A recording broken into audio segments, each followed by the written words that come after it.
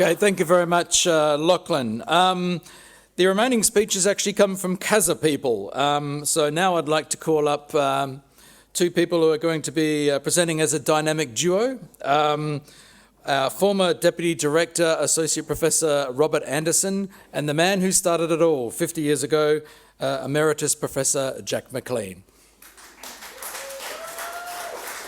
It's fantastic to see everybody here. There's so many memories. I worked at the Centre for about 21 years, from 1993 until about 2014. And I've been asked with Jack to give some personal reflections on my time, our time at the centre. And from the other speakers today, we've heard about the incredible work produced by Raru and Kazaa over the last 50 years, and I'm certainly very proud to be associated with some of that work. And as Lachlan was saying, when the centre started, or Raru started in 1973, a person in Australia had 6 times the risk of dying in a road crash than they do today. And I think the work that Kazaa and Raru did, along with similar research work around Australia and the world, has contributed to that reduction, quite obviously. I think partly what we want to do today is recognise the people who have been behind a lot of the work. And of course, when I started in started at Raru in 1993, it had already been in existence for 20 years, which is, even in my mind, it seems such a long time ago, and it had already been around for a long time then. So I'm very conscious of the work that was done before I joined, and also I'm very conscious of the work that's been ongoing since I left the place. So I started in 1993 to be very fortunately under Emeritus Professor Jack McLean here, who's very generously offered me a job, and also with a cohort of very gifted individuals. It was a great place to work, and it did feel like we were doing important research.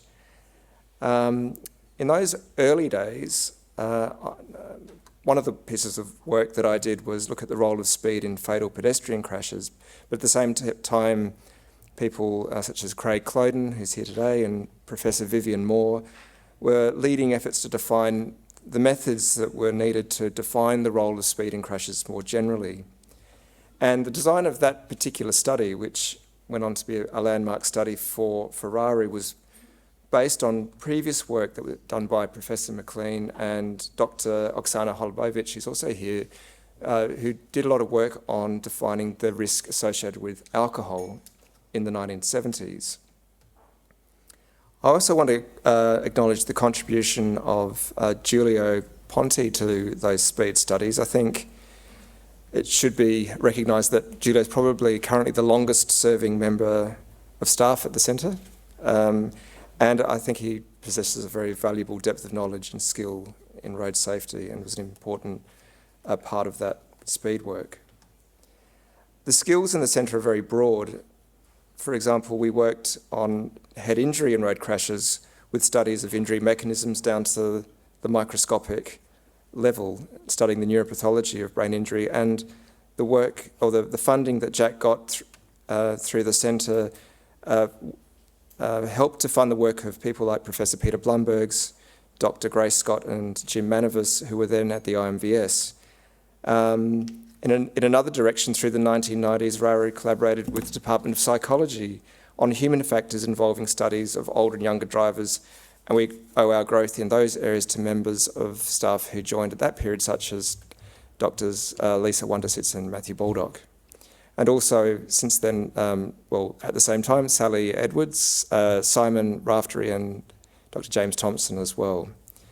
And as Jeremy mentioned, around 2000, we, with new sort of funding arrangements with the state government, transitioned to become the Centre for Automotive Safety Research. And it was around that time that Associate Professor Jeremy Woolley joined the centre, and we broadened our focus to include issues of road infrastructure, and I certainly appreciated the different perspectives that Jeremy brought.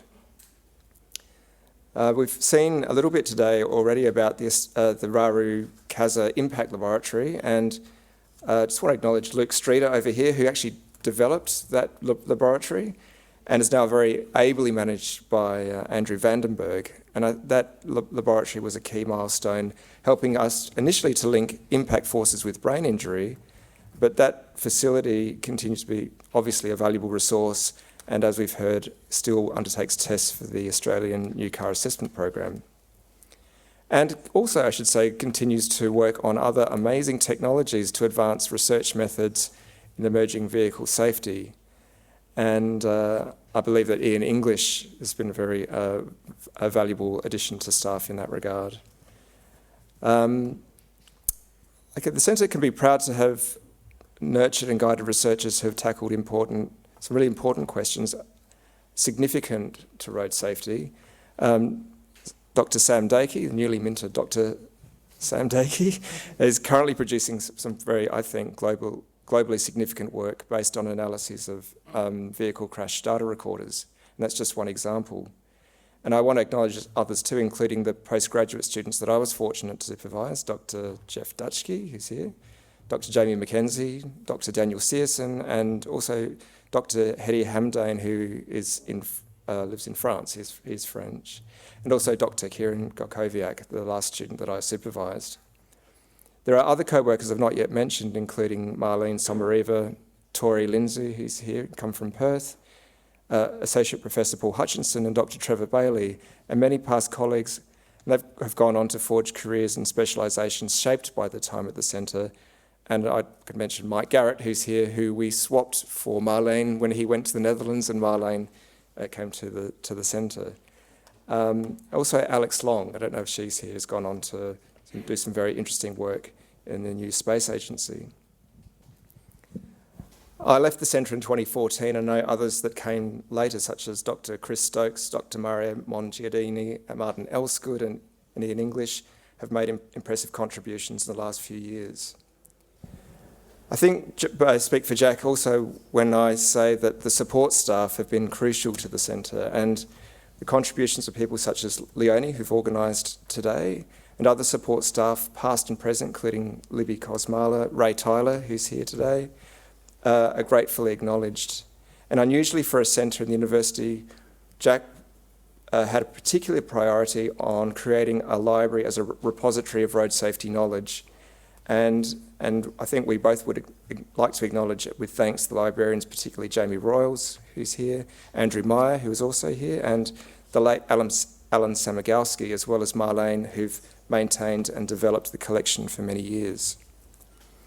Last but not least, I'd like to acknowledge the overriding importance of those influential figures who provided the opportunities, leadership and academic mentorship at the Centre, including, of course, Professor Jack McLean, others too, such as Dr. Tony Ryan, who's here, the late Professor Donald Simpson, Dr. Paul Hutchinson again, to whom I'm personally very grateful for mentorship, and Professor Mary Lydon, the last director I served under.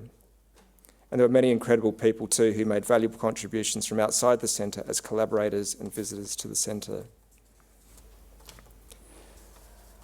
From the start, the champions involved in our research translation were crucial to the impact of the work.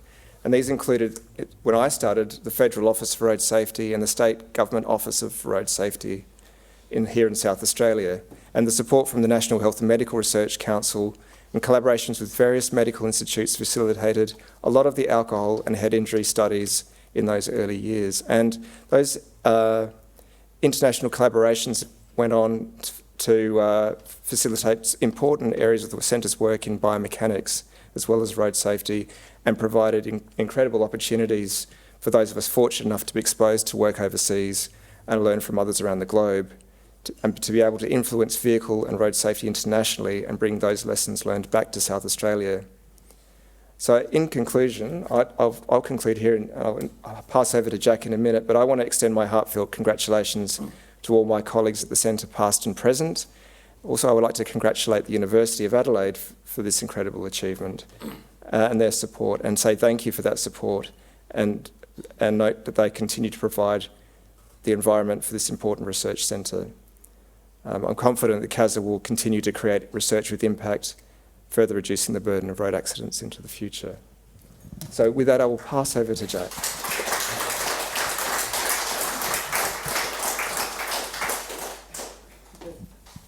Should be on if it's pushed up. There we go. Yep, it's on. Thank you, Robert.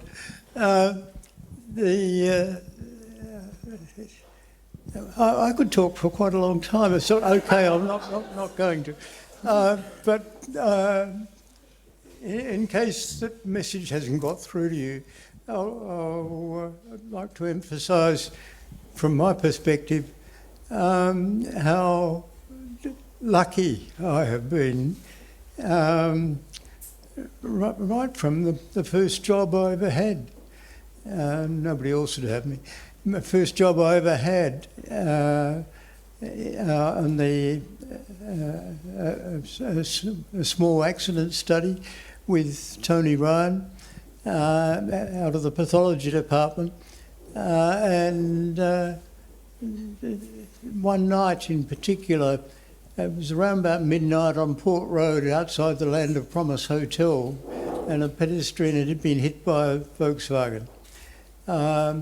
And the driver of the Volkswagen said he hadn't seen the pedestrian and didn't apply the brakes until the impact. But the pedestrian was found on the road some distance in front of the vehicle, and the dents around the bonnet were to be expected, in the windscreen. But there's a very large dent in the roof in front of the rear window. And that's when the penny slowly dropped, that pedestrians, in fact, didn't get run over, they got run under. And so we wrote a paper and it got published in the United States. And that finding has transformed the shapes of and properties of the material in the fronts and tops of cars. It's so nice to just go driving down Port Road thinking, oh, well, we've got to record this, this and this, and instead finding yourself standing there thinking, oh, and that's something that should be taught anybody going into research, probably in any area, that don't be too surprised when suddenly it becomes interesting and you too can say, oh. But my time with CASA, I was responsible for making most of the appointments for people to work on it, and I'm surprised that recruiting companies and so on haven't been to find out what my secret was, because I'm not aware of having made any mistakes. And they're, in addition to being competent, they're nice people. They still talk to me, and I really do think that what more could one wish for a working lifetime?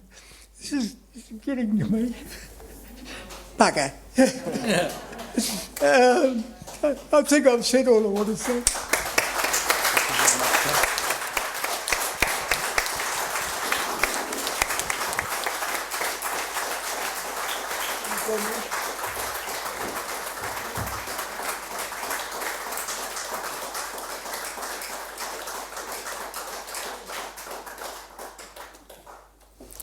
Okay, thank you very much, both Robert and Jack. I think that's a wonderful end to our speeches, but